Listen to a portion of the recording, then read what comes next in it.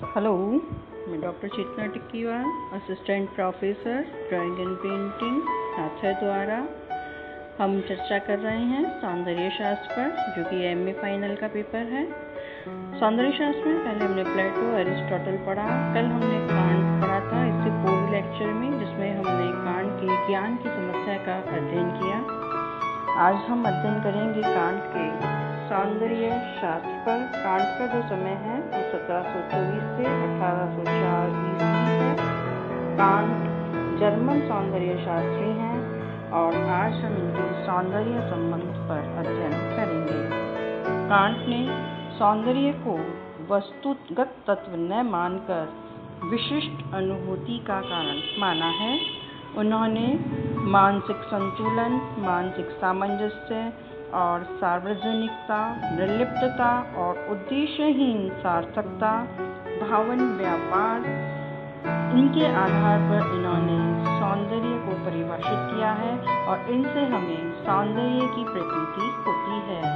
इसकी व्याख्या इन्होंने अपनी पुस्तक निर्णय मीमांसा में की है।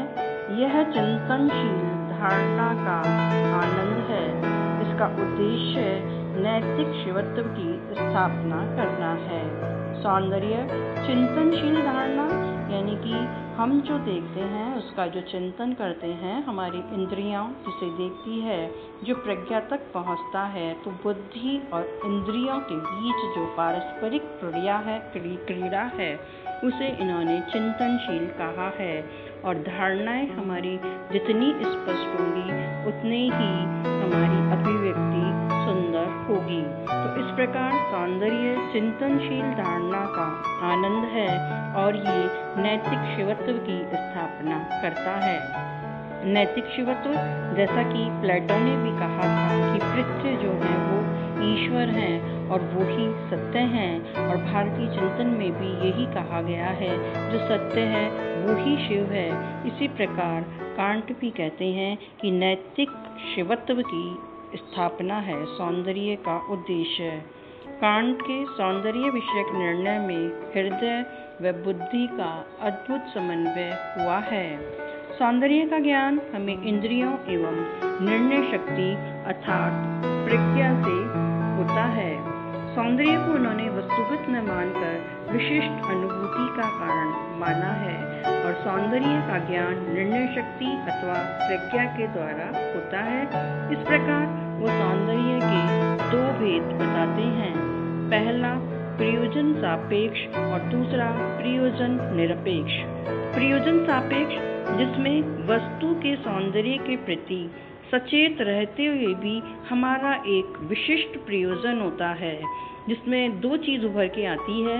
एक तो आता है रूपबोध और दूसरा है वस्तु की उपयोगिता, यानी कि कलाकार जिस कलाकृति का निर्माण करता है, एक तो वो हो गया उसका उपभोग, और कलाकृति का निर्माण करके वो अपनी आजीविका चलाना चाहता है, तो वो हो गया वस्तु की उपयोगिता। ये हो गया हमारा प्रयोजन सापेक्ष, जिसमें कलाकृति निर्माण करते वक्त, रचना करते वक्त उसके पीछे कुछ न कुछ कलाकार का प्रयोजन रहता है। वो दूसरा है प्रयोजन निरपेक्ष। प्रयोजन निरपेक्ष जो कि स्वतंत्र सौंदर्य है, इसमें कोई प्रयोजन नहीं होता, यह प्रयोजन रहित होता है। जैसे कि सुंदर फूल, गुलाब का फूल जो हम देख रहे हैं, ये फूल प्रकृति से जुड़ा है और ये प्रकृति का स्वतंत्र सौंदर्य है, जिसे देखकर हमारे मन में रुचिकर एवं सामंजस्यपूर्ण रूपाकृति का बोध होता है। सामंजस्य जो है, जिसमें हमारा तादात्म्य उस कृति के साथ स्थापित हो जाता है और हम आनंद की अनुभूति करते हैं। इस प्रकार कांट यहाँ आनंद की भी व्याख्या करते हैं और बताते हैं कि आनंद जो है वो भी प्रयोजन सापेक्ष और प्रयोजन निरपेक्ष होता है। आनंद वैयक्तिक अनुभूति है, क्योंकि जो व्यक्ति जो कलाकृति देखेगा, जो वस्तु देखेगा, पदार्थ देखेगा, संगीत सुनेगा, नृत्य देखेगा, नाटक देखेगा, उसकी अनुभूति अपनी व्यक्तिगत अनुभूति होती है। इसलिए आनंद की अनुभूति व्यक्तिगत है। आनंद सुंदर वस्तु की अनुभूति से होता है।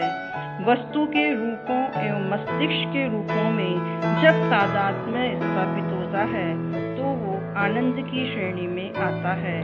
कुछ आनंद जो है वो हमारी तृष्णाओं की भी पूर्ति करते हैं।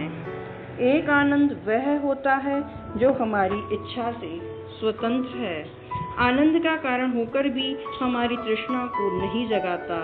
यह आनंद पशु जगत से भिन्न होता है। स्वतंत्र आनंद मनन के द्वारा प्राप्त होता है, जैसे संगीत श्रवण। आनंद जो है वो निष्पक्ष होता है, इसका संबंध निष्प्रयोजनता है। सौंदर्य ग्रहण के अंतर्गत दो चीजें और आती हैं, एक है अभिरुचि और दूसरा है निर्णय। यह शुद्ध बुद्धि और व्यवहारिक बुद्धि से भिन्न निर्णय के अंतर्गत आता है, जिसे अभिरुचि द्वारा परिभाषित किया जा सकता है। अपने आप से सहमत होना ही यहाँ पर्याप्त नहीं है, बल्कि हर किसी को इस स्थान पर रखकर हम देखते हैं, इसे हम परिवर्धित मनोवृत्ति कहते हैं। कोई चीज़ जो हमें अच्छी लग रही है, हम यहाँ देखेंगे कि दूसरे व्यक्ति को भी वो चीज़ अच्छी लगनी चाहिए। तो इस प्रकार की जो मनोवृत्ति है उसे परिवर्धित मनोवृत्ति कहेंगे। व्यक्तिगत धारणाएं जब तक व्यक्तिगत हैं तब तक उन्हें निर्णय की संज्ञा नहीं दी जा सकती। जैसे ही हम किसी वस्तु का निर्णय दे देते हैं तो वो व्यक्तिगत नहीं रहकर वो सामाजिक हो जाती है। निर्णय ऐसा महत्वपूर्ण कार्य है जिससे दूसरों के साथ संसार का साझीदार होना संभव है, क्योंकि निर्णय जो है वो अकेले व्यक्ति का नहीं होता, उसे सामने वालों को देखकर भी निर्णय करना पड़ता है। तो इसलिए इसमें संसार भी साझीदार हो जाता है। व्यक्तिगत विचार भी सामान्य हो सकते हैं, जैसे कि मानव मरणशील है। मानव मरणशील है, इट मीन्स ये एक सामान्य विचार है, और इसके साथ साथ यह व्यक्तिगत भी है, क्योंकि प्रत्येक व्यक्ति जानता है कि मानव मरणशील है। नीति तथा सौंदर्य दोनों व्यक्तिनिष्ठ होने के साथ साथ सर्वनिष्ठ भी है। जो वस्तु या नीति एक को सुंदर या उचित लगती है वह दूसरे को भी लग सकती है, तो इसे हम कहेंगे इंद्रिय रुचि। सौंदर्यानुभूति की अवस्था एक विशेष मानसिक अवस्था होती है। यह मानसिक अवस्था दर्शक व वस्तु के सामंजस्य से उत्पन्न होती है, यानी कि हम जिस कलाकृति से आनंद ले रहे हैं, जब हमारा सामंजस्य उस कलाकृति के साथ हो जाता है तो उससे हम आनंद लेते हैं। इसे हम कहते हैं सहानुभूति अर्थात सह अनुभूति। यह बुद्धि व इंद्रियों की पारस्परिक क्रीड़ा है। जैसा हमने अभी पहले भी बताया कि इंद्रियां जिसे देखती हैं, बुद्धि उसी की व्याख्या करती है। उन दोनों के परस्पर चिंतन चलता रहता है। इसमें मननात्मक निर्णय का भी योगदान रहता है। व्यक्तिगत रुचि स्वयं को सामान्य रूप में परिवर्तित कर देती है। सौंदर्यानुभूति की अवस्था एक विशेष मानसिक अवस्था होती है। यह मानसिक अवस्था दर्शक व वस्तु के सामंजस्य से उत्पन्न होती है।